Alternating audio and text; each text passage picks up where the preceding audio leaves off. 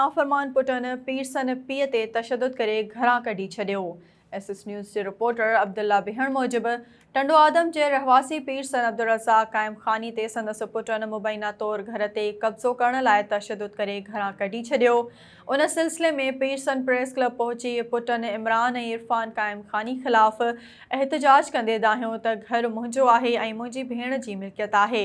ॿिन्ही पुटनि घर ते कब्ज़े लाइ मूंखे मारकुट करे घरां कढी छॾियो आहे। हाणे दरबदर आहियां। हुन इख़्तियारनि खां इंसाफ़ जी घुर कई आहे।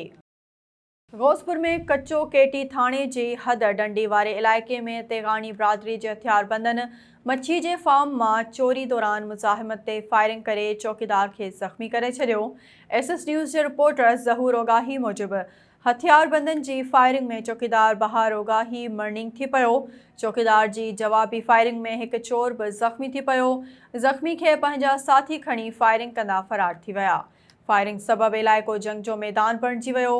ओगाही ऐं तेगानी बिरादरी जी ॿिन्ही धुरनि मोर्चा संभाले वरिता आहिनि, जंहिं सबबि वधीक खूनरेज़ी थियण जो ख़दशो आहे, पर हद जी पुलिस को बि क़दम नाहे खंयो।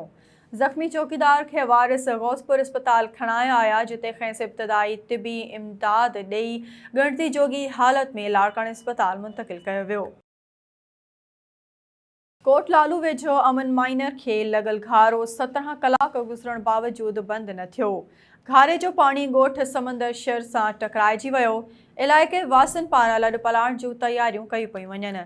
SS न्यूज़ जे रिपोर्टर इसरार हुसैन मूजिबि उन हवाले सां ॻोठाणनि दीन मोहम्मद शहर, माजिद शहर, गुलशन शहर ऐं ॿियनि मासूम ॿारनि सां गॾिजी एहतजाज कंदे दाहियो त 17 कलाक गुज़रण बावजूदि घारो बंदि न थी सघियो आहे।